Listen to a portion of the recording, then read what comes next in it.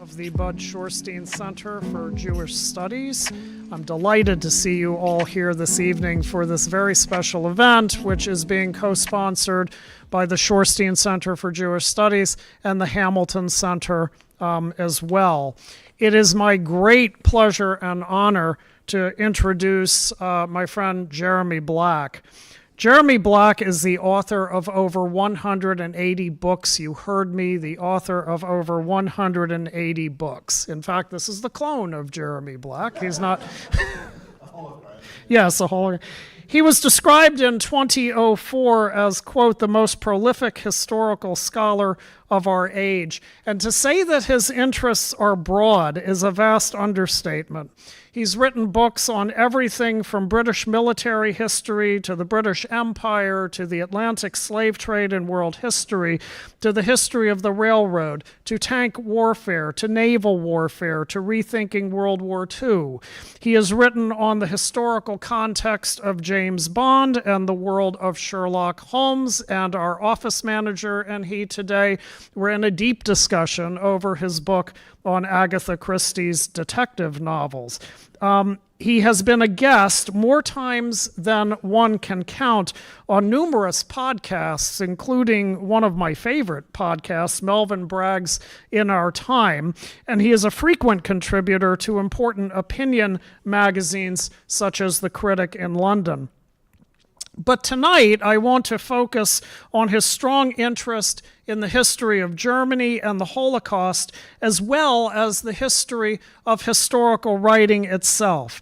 This is the context for Jeremy's talk today, because we are living in a moment when the history of the Holocaust, and in particular its Jewish elements, is being challenged from various quarters.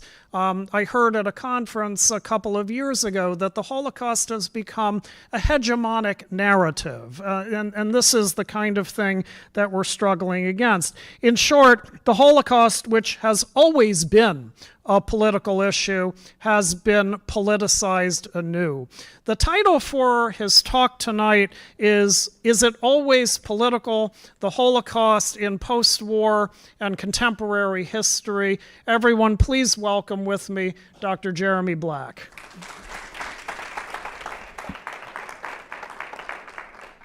Thank you, Norman. Thank you very much for coming to listen. I know there are many other things to do, so I do appreciate it.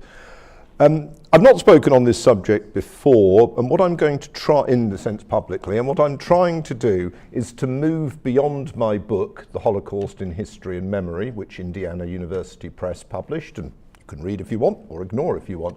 I don't want to give people what I've already written about. I want to really rethink the question from the perspective of 2025, because, as we are aware, we're in a rapidly changing world, a world in which I think it's fair to say anti-Semitism is on the rise from three particular directions: the far right, the far left, and Islamic communities. Indeed, only yesterday the German elections saw the extreme right, which, you know, sometimes people misuse the term the extreme right. I think that is a very fair description of the German political party involved, which after all rejects Holocaust guilt or responsibility. And that came second and took about a fifth of the electorate. And just to remind you, that was a party publicly endorsed by prominent American politicians within the last 2 weeks, much to the shock of Europe. You don't have to like Europeans. You might think Europeans are foolish, lazy, whatever you want, in decline, but it is nevertheless shocking to hear American senior American politicians bluntly favour Nazi lovers. Now, what I want to try and do is to start by looking at the situation since 1945. I'll go through that fairly rapidly because I've covered it in print. I'm quite happy to expand on it in questions if people want to. And then I want to focus on the last 5 years because I think one of the important aspects of this foundation and these lectures should be public education. And by public education, I don't mean me telling you what to think. That would be a naive and arrogant approach. What I mean is us discussing, hopefully including you responding negatively, if you like, to what I'm saying, the current situation. But let me start, I am a historian after all, let me start with the perspective. And I'm talking about post-45 because the war, the history of the Holocaust in the war is a subject that is much covered by scholars. The scholarship on it is excellent. I don't feel I've got anything particularly new to contribute. I don't think anybody's got anything particularly new to contribute.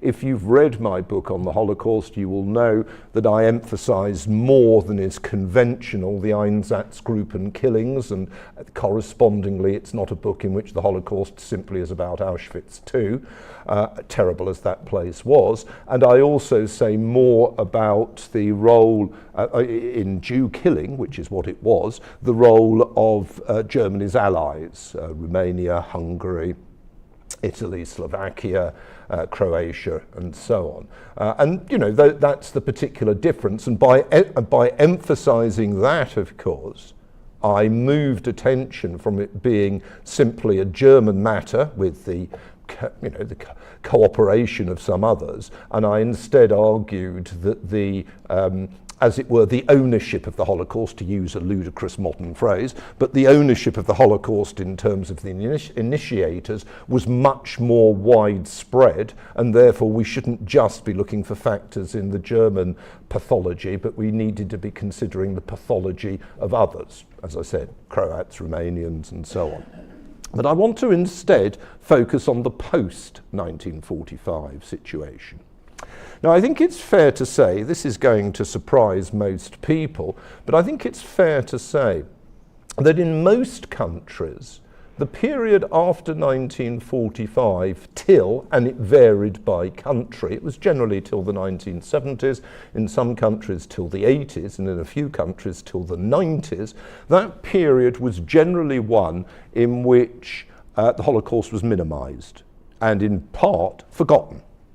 It was the practice in many states, for example, in the communist states in Eastern Europe or in France. It was the practice to ignore the heavily disproportionate nature of Jewish casualties among civilians in World War II, and instead to describe, say, if you went to Poland, you would hear that the casualties in Auschwitz were Poles. No mention of the fact that the vast majority, not all of them of course, but that the vast majority were Jewish, and so on and so forth. That was the general stance, not surprising in a way if you know communist ideas about trying to underplay or ignore separate nationalities or separate ethnicities or separate religions within communist states. Not surprising in a sense in France, where the de Gaulle regime wanted to emphasize the idea that all the French were united against Germany and only a tiny number had cooperated and were not really happy to talk about the Holocaust at all. Not surprising in West Germany, where under Adenauer there was, who was Chancellor right through the 50s into 1963, there was a lengthy period of, as it were, forgetting about World War II and trying to cover up what had happened. Not surprising, you might argue, in the case of the United States or Britain. In both of those countries, there was a vested interest in believing in the idea of good Germans as opposed to bad Germans. I remember when I was growing up, I'm older than I look, I remember when I was growing up, it was very much the idea of, yes, there were bad Germans and they were members of the SS, but the majority of Germans were good Germans. They'd been members of the Wehrmacht. They just fought us, but other than that, they were, you know, chaps, as it were. And of course, there was a vested interest for the West strategically in that view, because the Bundeswehr, the successor to the Wehrmacht, was from 1955 onwards the principal source of manpower on the inner German frontier. In other words, protecting Western Europe for NATO. And on top of that, and this is going to surprise you, this was also a view in Israel. In Israel, the Zionist movement preferred to see Masada as their totemic thing, the idea being that they wanted to emphasize the resistance to the death of the people that had died fighting the Romans on the edge of the Dead Sea. And there was a degree of feeling that those that had stayed behind in Europe and had not been Zionists, had not made the journey in the 30s, I think it's fair to say they didn't have the choice, most of them, but that was not to the forefront, were less impressive. And for a state that was involved in bitter wars of survival against Arab neighbours who would quite happily have carried out genocide on them in 1948-49, in 1956, in 1967, in 1972-3, the memory of Auschwitz or Treblinka or so was an uncomfortable one. You know, why didn't these people fight? They didn't have a choice, I think is the fair answer.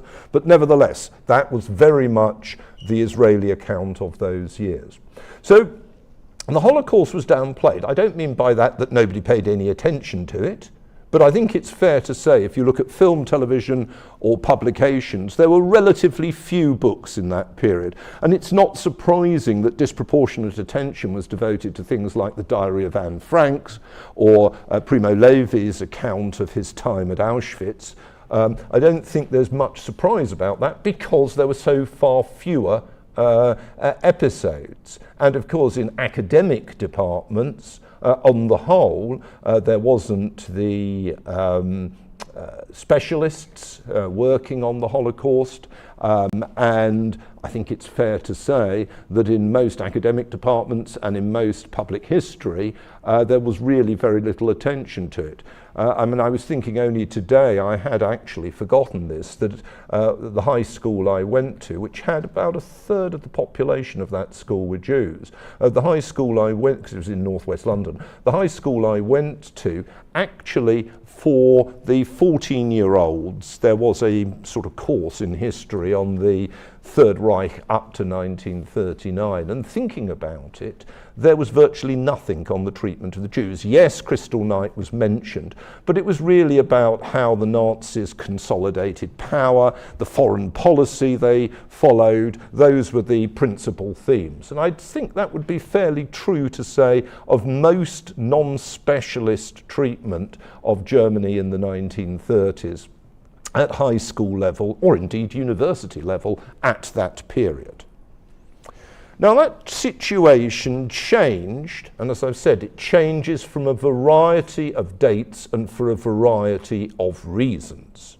So in Eastern Europe, for example, it is the fall of the communists in 1989 that leaves open the possibility of new narratives of history. Some of those narratives, it ought to be said, were anti-Semitic. Some of those narratives were not. But it certainly meant that the communist account was no longer there, or was only of minor importance. In the case of the United States, of France, of Britain, of Israel, Australia, there was a greater consciousness of the Holocaust from the 1970s on, both within Jewish communities and within non-Jewish, the non-Jewish population. Within Jewish communities, historians agree that there had been a process of almost forgetting or desire to forget because of the pursuit of assimilation, which was a very strong thing in particularly the United States and Britain in the late 40s, 50s and 60s. So there's a number of factors that have been argued for, but what certainly is the case is there were television programs about it, documentaries and non-documentaries, there were films, there were more publications, and there was more of a pressure for public commemoration. The countries that this was most pertinent for in Western Europe were West Germany, which of course had been the principal perpetrator, and France, where Vichy had been a loathsome presence which had been sort of somewhat pushed under the carpet. And what was interesting is in each country this interacted with politics. In the case of West Germany, a lot of the pressure for rethinking or thinking about or at least acknowledging the Holocaust came from a generational clash, a reaction from the late 60s on against the CDU dominance by Adenauer, and Adenauer had been succeeded by Erhard from 63 to 66. You then move towards a German politics in which the SPD is more prominent, and the SPD in particular is willing to downplay the CDU's narrative. The CDU had very much focused in recalling World War II on the German refugees, several million of them, that had been pushed out of Eastern Europe. And indeed the refugees had produced a number of fairly poisonous right-wing, far right-wing political movements linked to the CDU, and which did quite well in the elections. These become much less prominent from the late 60s, and you get in West Germany a generational attack of the young on their parents. You know, what did you do in the war? Which is part, of course, of the generation of 68. And you also get the change of government. You get Willy Brandt, who had spent the war having fled Germany, whereas a lot of the CDU prominent people had actually served in, in the German government. Adenauer's chief of staff had been quite a senior Nazi involved in Holocaust planning, and that completely goes with the SPD. And of course, Brandt very publicly goes to Warsaw, apologizes for the Warsaw Ghetto, changes the tone of German politics, I think, as far as the Holocaust is concerned. I think that's very fair comment to make. And Holocaust denial, which of course had been a pathology of the far right, I would describe it as mad, were that not a calumny on the insane, all right? I mean, Holocaust denial is just disgusting. But Holocaust denial, which had been a pathology of the far right, becomes something that is unacceptable in the Federal Republic, in West Germany. The case of France, again, politics was important. The Gaullists had had this narrative that all of the French were really members of the resistance, apart from a tiny number. And that was a very useful way, de Gaulle thought, to try and reintegrate the French after the war. And that went on under his two successors, Pompidou and Giscard d'Estaing. In 1981, very differently in its political trajectory to what was happening in what had happened in West Germany, a socialist came to power. Anybody tell me who that was? Well done. I'm just trying to wake you up, okay? François Mitterrand came to power. And François Mitterrand, of course, was a socialist. But Mitterrand himself had had an ambivalent war, which I think is a polite way to describe it, and including, shall we say, episodes when he could be presented as being, shall we say, a Vichyist. And he certainly had prominent friends who had been members of the Vichy system, including people who were subsequently to be tried for offences linked to the deportation of Jews to slaughter. Now, under Mitterrand, the Holocaust became high octane in French public debate. You have first of all the rise of the Front National under Jean-Pierre Le Pen, who was a Holocaust denier, said that the Holocaust was just a detail of history, etc., etc. Mitterrand deliberately altered the electoral rules, helped the Front National because he wanted to weaken the Gaullists. In turn, the Gaullists had changed their policy, the key figure being Jacques Chirac, who had no skin in the game. I mean, he was from a farming community in the Corrèze region, but he, as first mayor of Paris, and then in effect as leader of the opposition to Mitterrand, pressed very hard on the issue of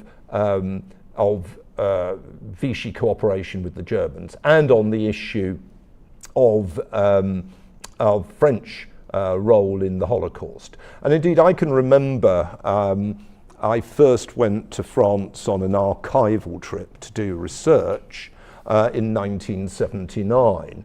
And I can remember and then I went regularly. I wrote quite a lot on French history, French foreign policy based on the archives.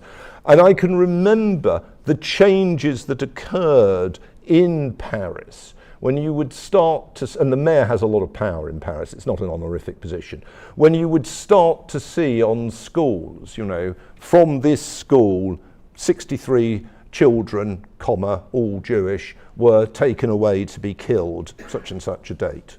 And proclamations from the mayor attacking the legacy of Vichy and attacking Mitterrand, who he said was covering up for Vichyists. And that was taken much more forward in France after Mitterrand went and Chirac took over. And Holocaust memorialization became much, much stronger and was continued by Sarkozy. So by the 2000s, I think it's 2000s and teens, I think it's fair to say that in the West, however understood geographically, I'm not quite sure on what basis New Zealand is seen geographically as the West, but you know what I mean. And the West, as far as the West was concerned, there was a widespread memorialization of the Holocaust. Country after country had Holocaust Day. Country after country insisted that in its education there should be, consequential mention of the Holocaust. I can give you a personal indication of this. In the early 2010s, the British revised the national curriculum. The national curriculum, in other words, what state schools were supposed to teach in history, had been introduced by the Conservatives in the 1980s. The government of Mrs. Thatcher, the Secretary of State for Education, Kenneth Baker, had introduced it. And in the early 2010s, they decided to revise it. And they appointed a committee, the endless British habit of committee speaking unto committee. They appointed a committee in order to draw up a new curriculum. And I know a bit about that because I was on the committee.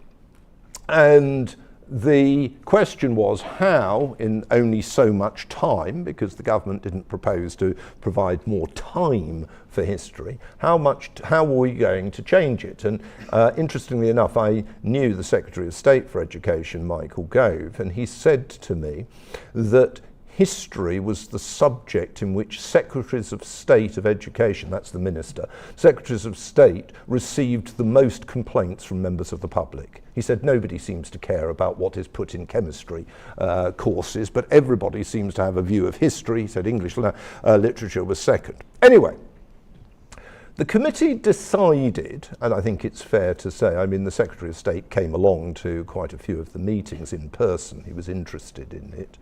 They were doing at the same time other subjects, but nobody cared about the other subjects and they were never written about.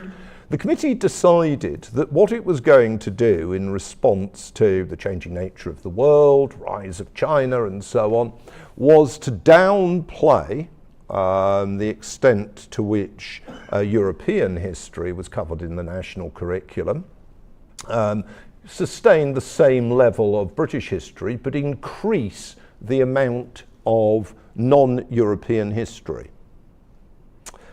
I think it's fair to say I was one of the few open conservatives in British academia. I think it's fair to say that I was, as it were, taking instruction. The Secretary of State said to me, whatever happens, the compulsory component on the Holocaust has to be maintained. And indeed, that's what happened. So the only thing that it was compulsory to teach in the national curriculum was the Holocaust. And I think that's a fair description of where a lot of countries in the West were. The principal difference was what you might call the new West, i.e. Eastern Europe, countries like Romania, Ukraine in fact, in which the nationalists, the anti-communists who had come forward into power from the 1990s had a very variable fix on their wartime situation. So, for example, in Romania, the dictator of Romania, there was a king, but it was a dictatorship under Marshal Antonescu. He was the dictator.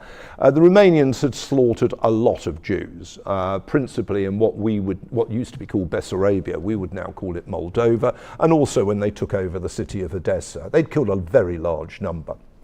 And in 1946, the communists shot Antonescu, and Antonescu became a non-person. Well, suddenly in the 1990s and 2000s, sort of Antonescu boulevards and statues started sprouting up because he was held up to be an anti-communist, and this was a good thing. Same thing with Tiso in Slovakia, same thing in Croatia. On the other hand, obviously, people who were opposed to this kind of nationalism publicly criticised it. And I think it's fair to say also that the Americans made it absolutely crystal clear to countries like Romania that this was totally unacceptable. So you have the row in the European Union in the 2000s. All of these countries joined not all of them, but most of them joined the European Union. And you have the row about whether there should be an official EU Holocaust Memorial Day. And the Eastern Europeans say, yep, we'll have that, but we also want communist crimes to be equally endorsed. And the Western Europeans, sort of throw up their hands in shock. But the point being that I'm making is that although the Eastern Europeans weren't, shall we say, as far advanced, nevertheless, the debate was very clear. Now the Holocaust was a topic, as opposed to the situation under the communists in these countries where really the Holocaust had been completely ignored. As a result of that, when I did the first edition of my Holocaust in History and Memory, I very much thought I knew where we were at. I did make what might have surprised people, the suggestion that actually in the long term and the short term, Holocaust memorialization would decline, because I pointed out that in both China and India, which were the two most populous countries in the world, there was very little mention in their world history about the Holocaust. Same incidentally with Indonesia, the world's fourth largest population, and the same also with Japan. And I did suggest that as India and China became more prominent, so actually Holocaust memorialization would decline. But I didn't see what was going to happen in Europe. Simply didn't see it. Even I think it's fair to say, by the time the second edition came out, I still was aware that anti-Semitism was on the increase. One would be an idiot not to be aware of that, and that part of that anti-Semitism included discussion of what I call Holocaust diminishment. I think that's what I would argue you get. You do get some people who have a pathology and they are actually deny that the Holocaust happened, but it's more common to have what I call Holocaust diminishment. And by diminishment, I mean you get people saying, oh yes, there was a Holocaust, but equally, there was the slave trade, and there was, the European colonialization here, there, and the other way, and there was the killing of the Armenians. So why on earth is there so much fuss about the Holocaust of the 40s? That was already very present in the 20-teens. But I think it's fair to say it hadn't been politicized to the extent that one is now seeing.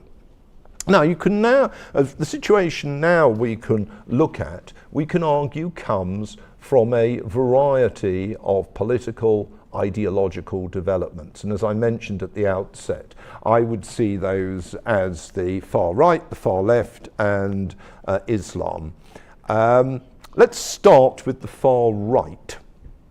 The far right has been increasingly on the rise in Europe over the last decade, and actually in some countries earlier than that. But I think it's really the last decade, one would argue.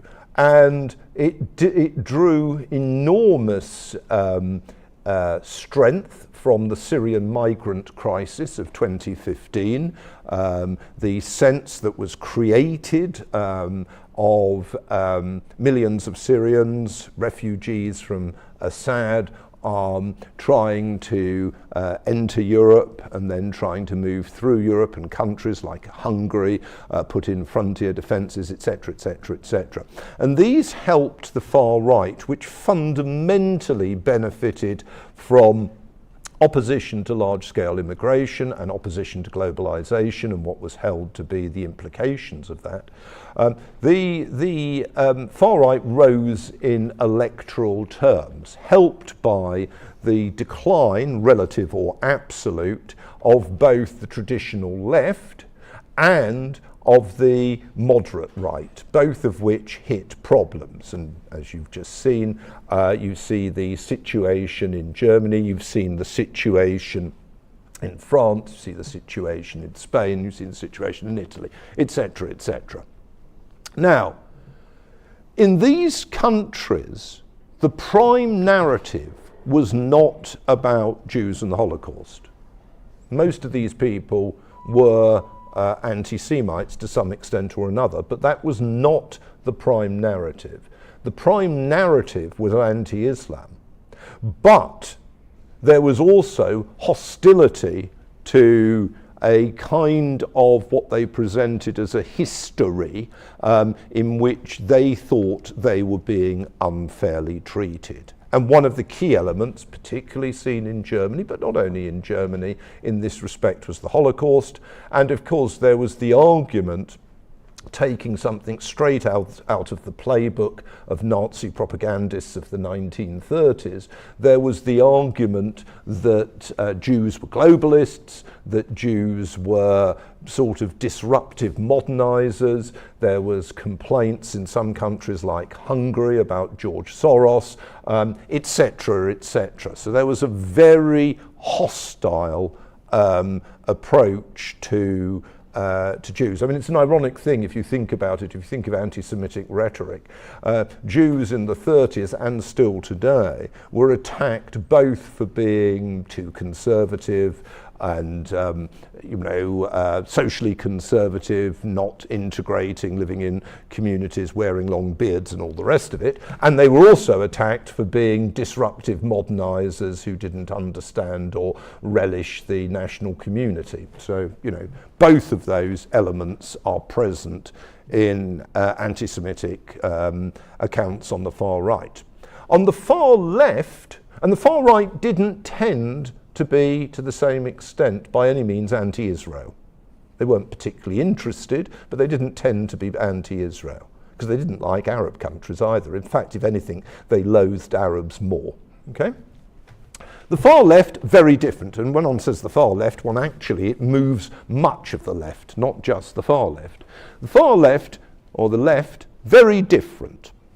In those cases, there was hostility towards Israel, which was quite strong. And there was in particular the argument, voiced that Western society was an matter of white privilege, that there needed to be a reconceptualization of the ethnic history and consciousness of imperialism. And from that point of view, Israel was attacked as a alleged presentation of Western imperialism, as a colonial power, and of course was deeply worrying to people that took the approach, because of course you can scarcely say that those people who were victims of the Holocaust are in some way beneficiaries of white privilege. Nevertheless, that was exactly what they did say in some really quite convoluted arguments, okay? Remember, consistency is not what we're looking for here. Lastly, one had Islam. Islam becomes more assertive, I think, as a political, in its political commentary on the West in this period.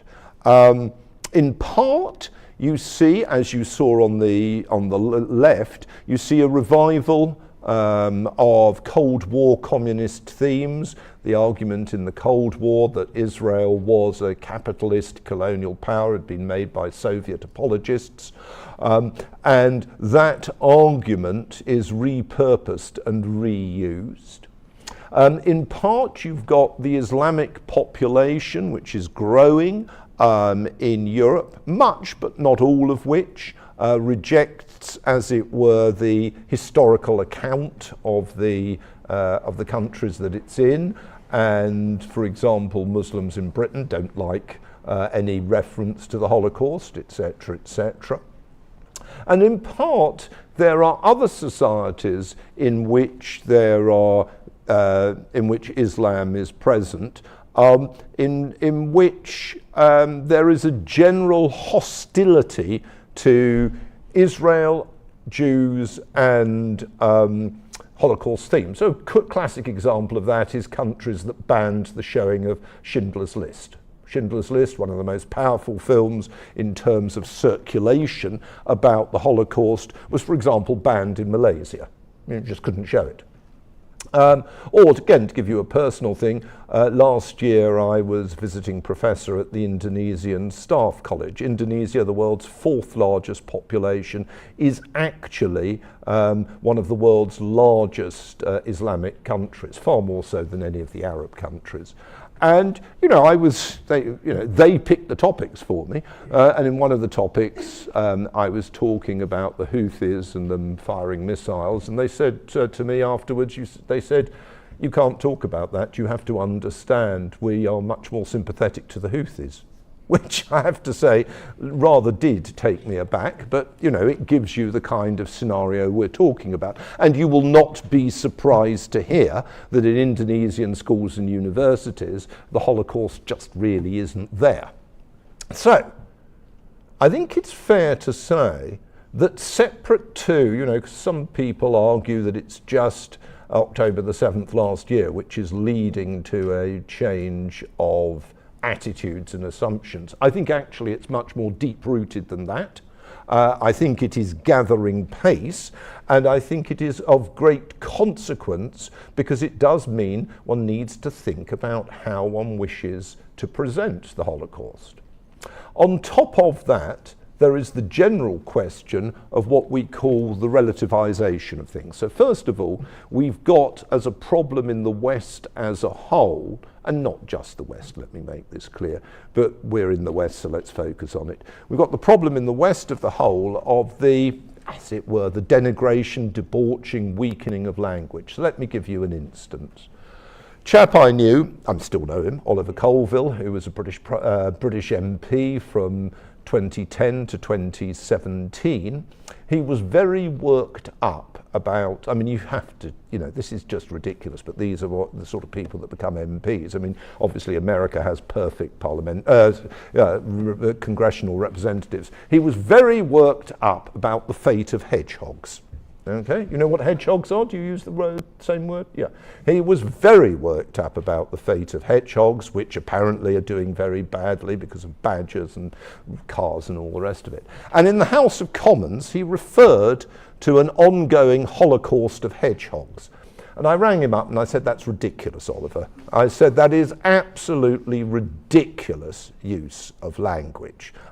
That's obviously a comic aspect of it, but a more serious one is the issue which I was discussing with Norman last night, the way in which now the term genocide is thrown around very widely to discuss an enormous amount of episodes which clearly were not genocidal. The policies may have been unpleasant.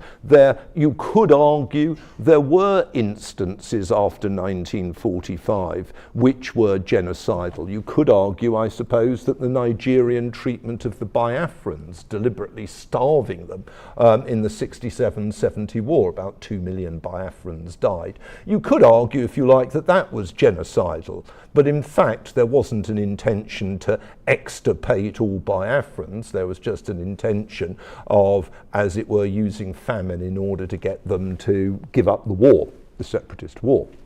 You can argue that there are some episodes in which there is particular sustained policy in which the killing or death of a large number of people of another group constitutes official policy, but very rarely.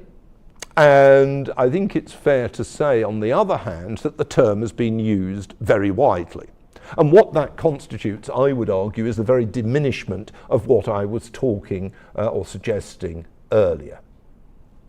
So what is the next point I would like to make? And I am moving towards my conclusion.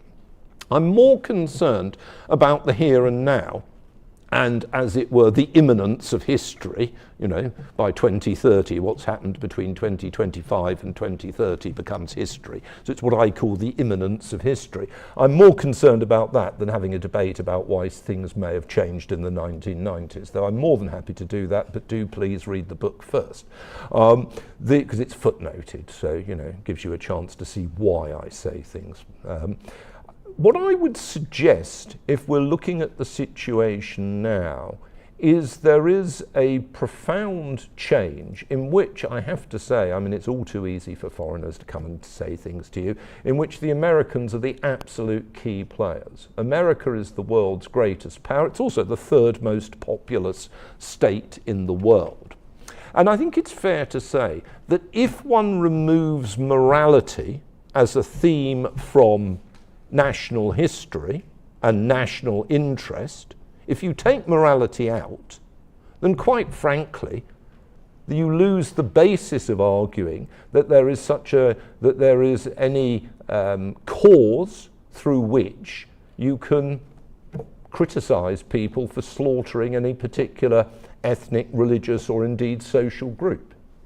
And I think that's where we are in danger of being. I'm not talking specifically about this administration. I'm talking about a broader issue, which is, does one believe simply in a transactional nature of international relations and of national recollection and of national identity? Because if one does, it's not surprising that the Holocaust will go down the plug hole. It will be remembered by Jews, it will be remembered by academic historians, there will be one or two others that remember it, you know, as it were, somebody saying to an elderly grandfather, you know, why is there those concrete remains down there, and the person saying to them, oh, well, that was a concentration camp called Dachau, and the person saying, well, what was a concentration camp? You know, you could easily see that happening in 20 years' time. And obviously, if we have transactional state policy, that is what we are going to end up with, all right? Now, it's up to you. You're the world's power. It's up to you as to think about how you wish it to be. But the notion that in some way one can simply blame, loathsome and unpleasant as they are, the far right, the far left and Islam, and say, well, actually it's nothing to do with us if these people want to be unpleasant, is really not very sensible if one is the world's leading power. It just doesn't work like that. Because a lot of times people will only respond to pressure or to being shown up by those who have more power than them. Last point. The Holocaust is one of the most written about and studied matters of the last 100 years. It is, if you like, the ultimate proof of truth in history, because as you well be aware, there were attempts to deny this truth, beginning, of course, with the Germans. And I say Germans because not all the killers were members of the Nazi Party, beginning with the Germans destroying the actual extermination camps and the concentration camps. It also continued with the repurposing of them. I mean, I went about 3 years ago to Sachsenhausen, which was the concentration camp north of Berlin. Does anybody know what happened to that, Sachsenhausen?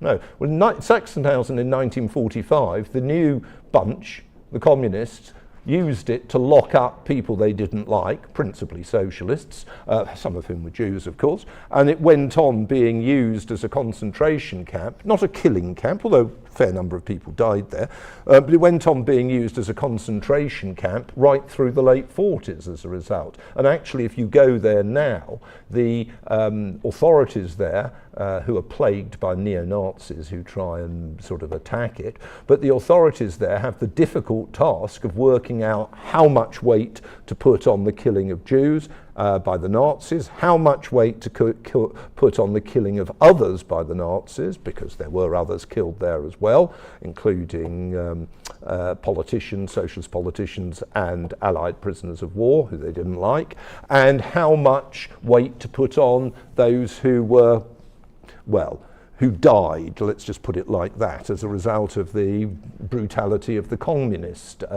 usage. So there is the problem in every sense remains. The Holocaust is quite clearly existed, but the way in which it moves into the attention of people, whether in film, in television, in radio, in family accounts. I was listening once to, because I was just about to be on it, I was listening to LBC, the London Broadcasting Company, which has a radio station, the major London radio station, and the person before me was saying that the Hitler Youth were just like Boy Scouts. And I just thought, you know, I mean, the point is that, because his father had been in the Hitler Youth, okay? The point is that, in other words, people tell family narratives that change the situation. I said that wasn't the case. I came in straight hard and, of course, was ignored. You know, I was treated as being disrespectful of another speaker. Well, you know, good, that's what one should be. The extent to which we are going to be able to sustain an understanding of it beyond academic work into the wider public is more problematic now than was the case 5 years ago, 10 years ago, and 20 years ago.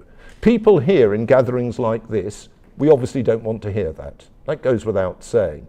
We want to believe that scholarship, collective memory is going to be more positive and progressive. America, after all, is a society based on the notion of optimism and improvability, indeed what Passmore called the perfectibility of man. But as far as Holocaust memorialisation is concerned, it is the exact opposite at the present day. Thank you.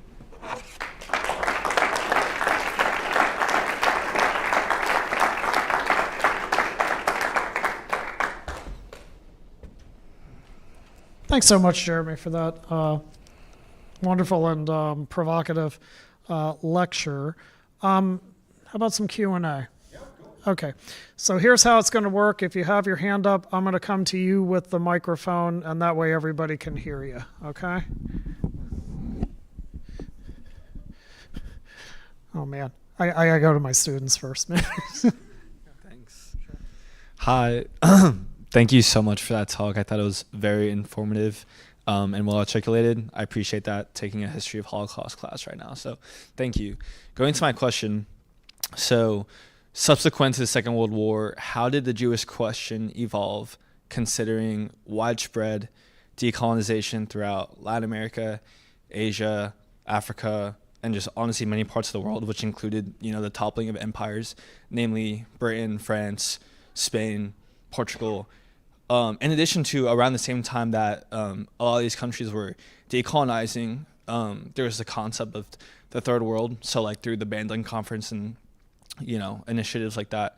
And also the increasing polarization between the US and the Soviet Union with the question of, capitalism or communism. So just basically through all of that after the Second World War, how did the Jewish question evolve? Well, that's an excellent question, and can I congratulate you? It's wonderful to see students asking the first question. So, okay, and if you won't mind, that was a very good question. One minor thing, decolonization in Latin America is the 18 teens and 20s, but other than that, a very good question, okay? I'm afraid to say that Israel did not do terribly well out of decolonization, nor did Jews, okay? So in 1945, there were very large Jewish minorities in many countries that were colonies. Algeria, for example, Morocco, Tunisia, Egypt, okay? Iraq, places that were either formally colonies, which was true of the first three, or informally colonies, which was true of the last two. So one of the things that happened is, whether you call it the Jewish question or not, many of these groups found it very necessary to flee because the process of decolonization, unfortunately, was structured around a nationalism, sometimes an invented nationalism, i.e., let's say Morocco, where in practice you've got two nationhoods, Arabs and Berbers. But there was a nationalism from which the Jews were excluded. So you get large and long represented Jewish communities that cease to exist or cease to be consequential or feel it necessary to emigrate. And we're talking here from places that had been multinational or multi-ethnic, if you wish to use that term, that's what I would do, which had not been under German sway. I mean, obviously the Germans enforced through their butchery an end of Jewish participation in multi-ethnicity in places like Salonika or Marseille, both of which have been international cities. But places like Istanbul, where there'd been a lot of Jews in 1920, Alexandria, where there'd been a hell of a lot of Jews in 1940, Algiers, where there'd been a hell of a lot of Jews, these become as Judenfrei as the Führer would have wanted, all right? So that was very unpleasant, and the Jews did not benefit from the end of empire. And I think it's fair to say that many of them became emigres back either to the colonial imperial metropole or to Israel.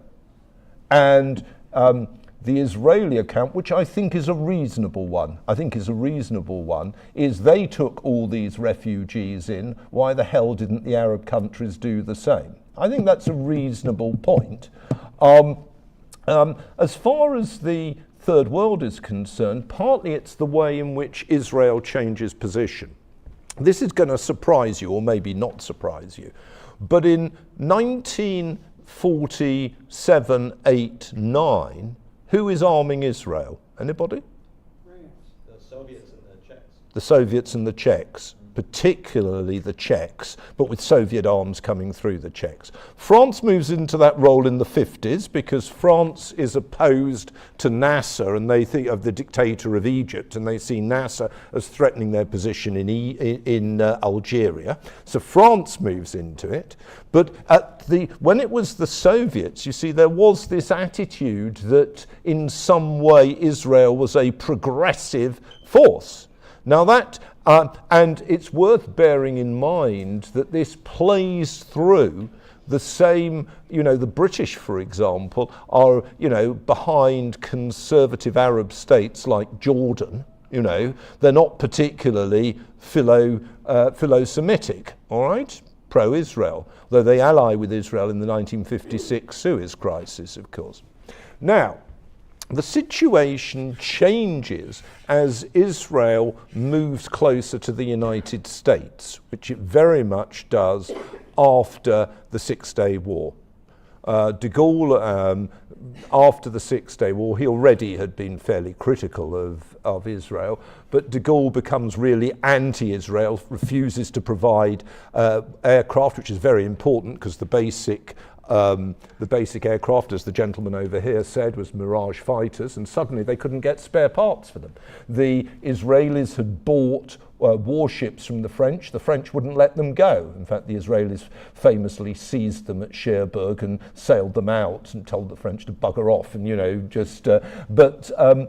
so the Americans became much more important. And by 1973, in the war then, it is America that is, during the war, actively rearming. I mean, big American transport planes are landing during the war at Ben Gurion Airport and providing, for example, these are enormous planes, providing, for example, whole fighter jets within them. Tanks being transported the same way. And I mean, all of that, interestingly enough, at a time when America was in theory neutral. But forget about that. The government, it was one of the more inspired moments of Nixon, really one of his more inspired international relations. Now, by that period, the Third World was very hostile to Israel. The PLO did much better than the Israelis at playing to the non-aligned movement, helped by the fact that it was backed by the Soviets, and they would put a lot of effort into the non-aligned movement to make them pro then, and helped by the fact that at that point the Arabs weren't Islamic fundamentalists. The situation changes after 1979, when if you're a third world secularist, you don't really like the Iranians. But until then, bloody difficult for the Israelis. Sorry, I promised to be shorter the next time. I apologize. Hi, thank you for being here. This is a very different question. Why do you think the reason is of the modern anti-Israel, anti-Zionist movements that we see today so readily exploit the Holocaust and kind of like you were mentioning before, have this sort of sense of relativity? Oh, well, what they're doing in Gaza is a Holocaust. What do you think the reason for that is? Well, I mean, a narrative, a rhetoric. It's a rhetoric. It's not an accurate account. If, for example, Israel, a state with enormous power, had wished to kill the population, it was within its military means to do so, but it's not what it's trying to do. But the rhetoric can be powerful irrespective of what you might regard as the accuracy or inaccuracy of it. Now, and in practical terms, the use of the Holocaust as an image to describe the Israelis in Gaza, which is an inaccurate usage, but is politically very potent because it's deliberately used to challenge the Israeli account to a view held in other countries. So that's why it's being used, and it will go on being used. And it will go on, therefore, being a factor in the public debate. there will be a lot of people out there who, for political reasons of their own and politicized reasons of their own, use Holocaust diminishment, which is, calling Gaza Holocaust, which it, as I said, isn't, is an aspect of Holocaust diminishment. Good question again. Yeah, any students first? Well, I know all students, all of you are students of history, I know that. And there's another one over there, okay? Norm, you're a student, aren't you? Yeah, that lady next, yeah. Thank you for being here and giving that talk to us. It was absolutely wonderful. You're talking about the diminishment of the narrative. What aspect do you think contributes the fact that any survivor, whether victims or perpetrators, are pretty much gone? I mean, there's a few still. Yeah. I got to meet one last month. But does it matter? Does it make a difference that there are no more witnesses on the other side to continue the narrative? Yeah, good question. And indeed, in the Times today, the Times of London, I ought to say, so that's tomorrow's Times, because being in the time zone here, I can read it. There is the obituary of Anna Frank's best friend, who was half Jewish and who survived the war. So it's a very good question. Well, first of all, I think it's fair to say that the Holocaust survivors, many of whom were elderly at the time and in very, difficult circumstances, physically and mentally, bore testimony very powerfully to what had happened. So there is the most enormous amount of material in recorded formats, oral as well as visual. There is the most enormous amount of material. So the fact that alas, the people are dead, and quite frankly, you would want people to die. You don't want to live forever. The curse. Actually, for those of you who are interested, the Cumaean Sibyl. Do you remember this story? It's a story from antiquity, retold by the best American poet of the last century. Anybody tell me who the best American poet of the last century was? Dear, dear, dear. Dear, dear, dear, are people that have lost their culture. Come on, who's the best American, the most famous American poet of the last century? T.S. Eliot, okay? In T.S. Eliot's Wasteland, he actually has a reference to the Cumaean Sibyl, which comes from Petronius' Satyricon, which is where the original is. The Sibyl, is, a wise woman, is given by the gods one wish. What's the wish? To live forever. What happens to her? She shrivels into this figure which lives like a really shriveled person in a tiny little cage. Not that she's been imprisoned, but that's the only way she can physically stand up. So you would want, quite frankly, Holocaust survivors to have, to be offered the grace of eventually dying and so on at the end of a full life. If they're dying now, that's the end of a full life. But yes, I think the memory is very clearly there. I think the memory has been disseminated. I think the sources are absolutely tremendous. And as I've said, obviously there are the deniers who are useless and horrible and all the rest of it. The problem is not them, it's the diminishers.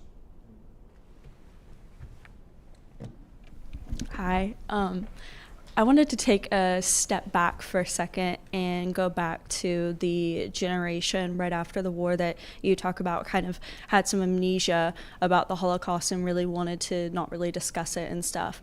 I wanted to ask you about the impact of the Nuremberg trials in that type of rhetoric and idea, because I know that is a huge rhetoric that is coming back today, as though, well, we've legally solved this through the Nuremberg trials, and I just wanted to kind of get your opinion on that. Well, that's a really good question. The Nuremberg trials, in which incidentally the Jewish element was downplayed. It wasn't ignored completely, but it was downplayed. The Nuremberg trials are part of a very immediate post-war moment. I mean, Orson Welles did a film in which, yes, there is mention of the camps. And yes, they are discussed, but that goes very quickly. And of course, it's not helped by the fact that the Western allies, the camps they get hold of are Buchenwald and Dachau, which are not extermination camps. And it's actually quite difficult in 1947, 8, 9, 50 to persuade people about X number of people having died in Auschwitz II, let alone the Einsatzgruppen. And the reason I first lectured, which was years ago, I had to do, this sort of, not that we use this phrase in Britain, the Plato to NATO at my university. I said, well, we've got to have one on the Holocaust. I said, we have to have that. So people said, fair enough, you do it. Okay. But the other thing is, I am by background a military historian. And one of the things that amazed me most is how little mention of the Holocaust there was in the military history of World War II. And if you could go back and you could look at, and look, the Brits are just as bad, I'm not knocking the Americans, but you can look at famous American collective dictionaries of military figures, say Dupy, for example, D-U-P-U-Y, on people like Guderian or Rundstedt, both of whom were in command and deliberately signed off instructions for killing Jews. We're talking about the Wehrmacht. No mention of tool of that, absolutely no mention. And I decided as a military historian, I ought to write a book about the Holocaust because it was just being ignored by military historians. This was war. It was a very one-sided war, horrifically one-sided war, but this was war. Hitler saw it as a war. This was war against Jews.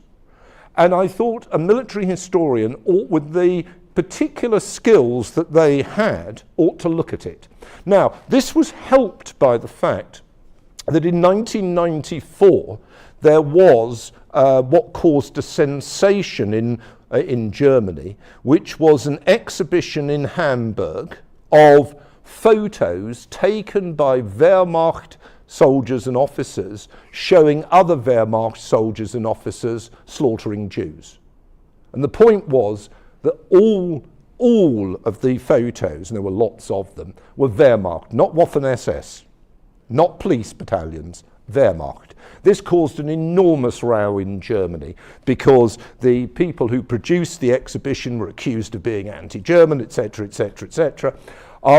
But it actually made what I thought was a very powerful point, that the German war effort was more centrally involved in pursuing a broad-based, not just Hitler, but a broad-based process of what I think can fairly be called genocide, and that therefore it ought to be looked at, it oughtn't to be elided, and for a military historian to write a book about it would be an important thing to do. So that was why I wrote the book. Incidentally, this lecture is the first time I've lectured on this particular topic. On the situation past 1945. Yes, madam. Hello, sir. I just want to thank you for being here and sharing the stage with us at the University of Florida. First and foremost, I agree with you with saying that Holocaust denial and diminishment is disgusting. I'd like to take a step back and discuss the issue of one's modern vocabulary and proper use of words. In a modern world with internet access, social media, and a constant 24-hour news cycle, how can we maintain the precision and the context of the words genocide and Holocaust? How can they be preserved? Well, that's a very good question again. What good students you have here. That is a very good question. The problem is, yes, that the meaning of language leaches all the time. Absolutely, you're right. And you cannot have as it were, pure use of language. The notion, I don't know if you know Plato's Republic, the idea is that there is a pure source of something, the table. But we only see the table refracted in an odd light. I mean, I've imaged, I'm not as bright as Plato, but I've imaged history as being like a mirror on the past. The mirror has been smashed, and it's rotating slowly in the wind with most of the glass having dropped out.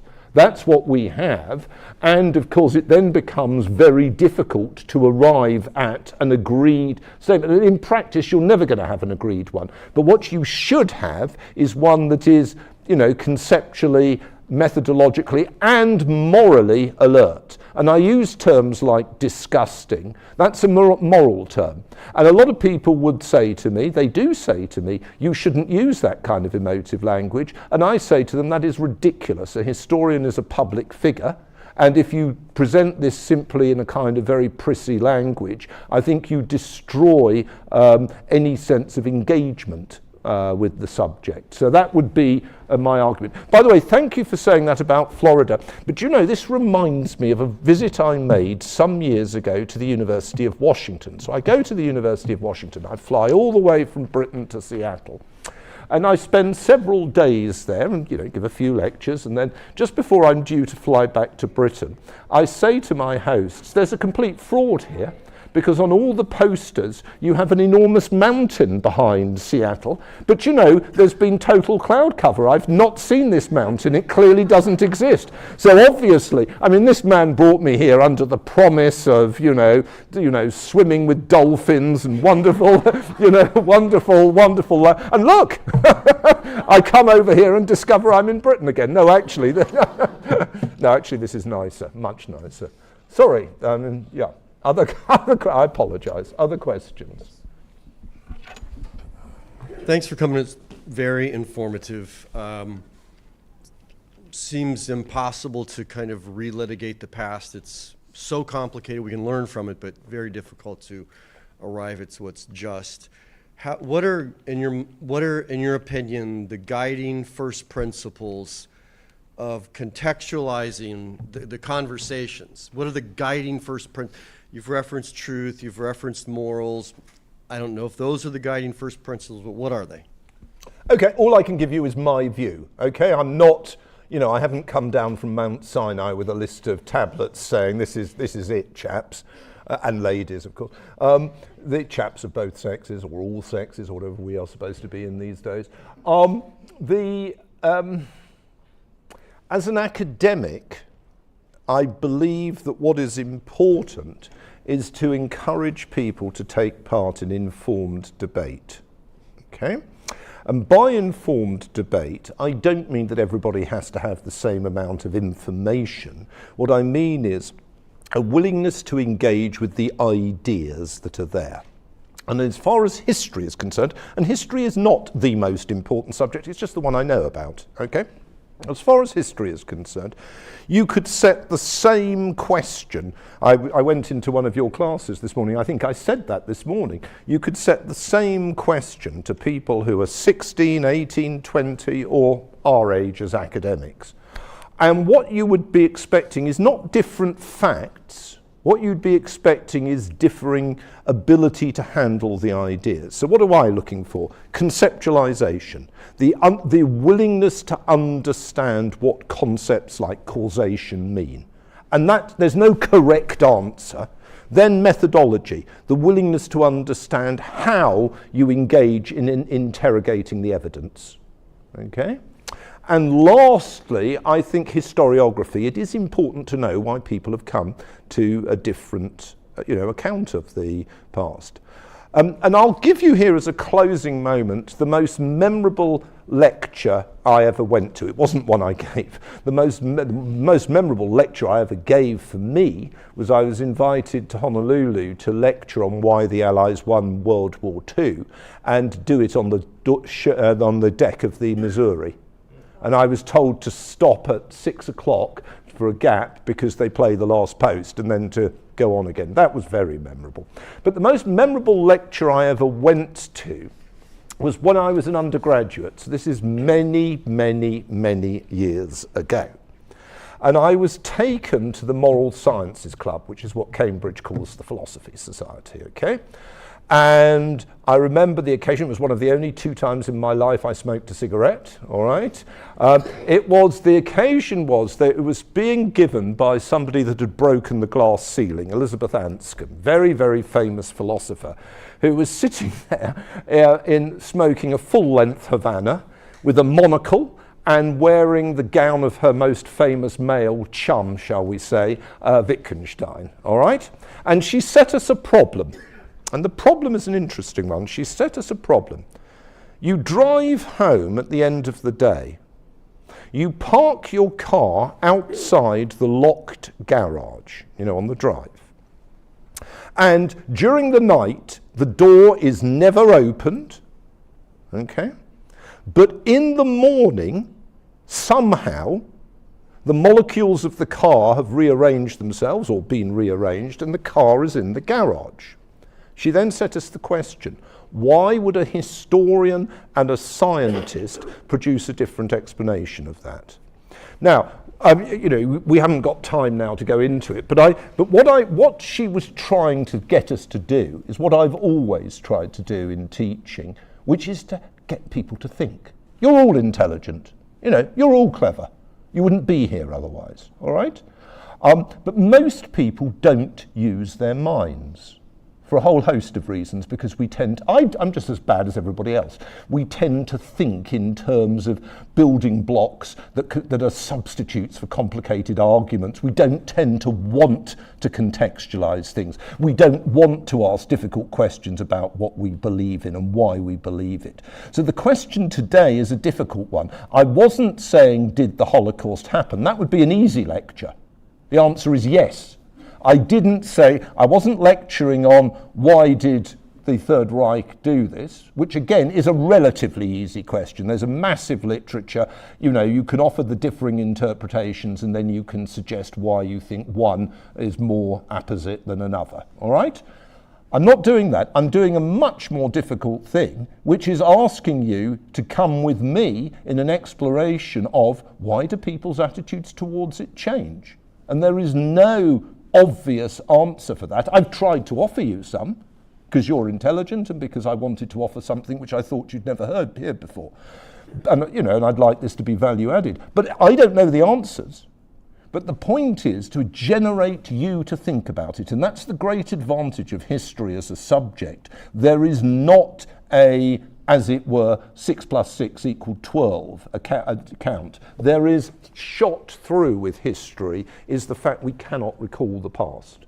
I mean, very briefly, Elizabeth Anscombe answered, this is very briefly, it was an hour of really high point thing. Anscombe argued that a scientist would say that this hadn't happened unless you could repeat it under laboratory conditions, whereas a historian would say, well, it had happened, we can't explain it, but it had happened. That is very simply what she said. I mean, it goes on, it was much more complicated than that, but that is what I'm trying to do. And I think that's what we ought to do. You're informed citizens. You will have different views on all sorts of things. One of the great values of talking about the kind of subjects we're talking about is to help people realize why they disagree and to try and help them realize what they should be looking for, in my view, but they may have a different view, in terms of trying to discuss these disagreements. So it's a moral purpose. That's moral. You know, very funny this, isn't it? I'm a moral person. I wouldn't have believed it myself, but there you go.